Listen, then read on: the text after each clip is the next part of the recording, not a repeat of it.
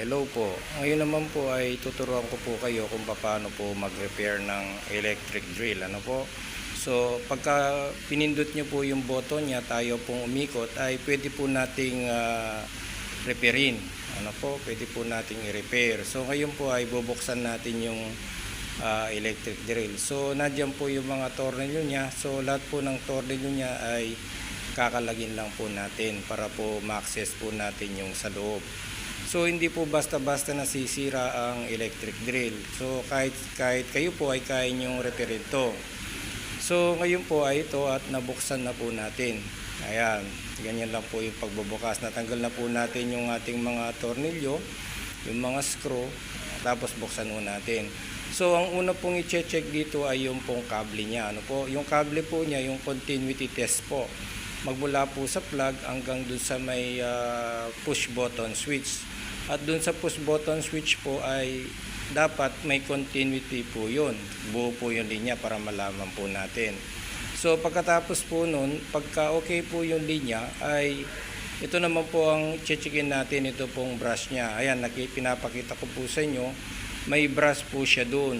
Ngayon, i-dismantle po natin yung kanyang rotor. Ayan, alisin po natin yung kanyang rotor.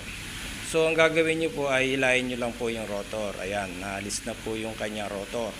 Kasi na-check na po natin yung kable niya, okay naman. So, ngayon naman po itong carbon brass. Ayan, sa nakikita nyo po, may dalawang carbon brass po yung electric drill na to.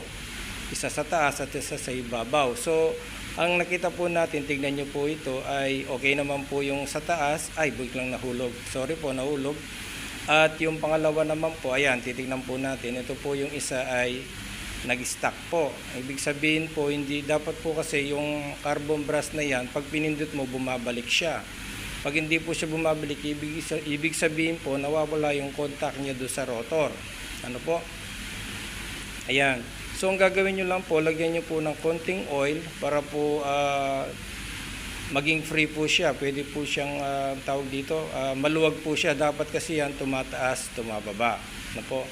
So, pwede po yung, kung mayroon po kayong baby oil o kaya po diesel, pwede nyo rin pong ilagay para po dumulos. Tapos po, pindutin nyo pong pababa, pataas para po maging libre siya. Kailangan po libre yan para po magkaroon ng contact dun sa rotor o rotor nga po ba yun? Ano po?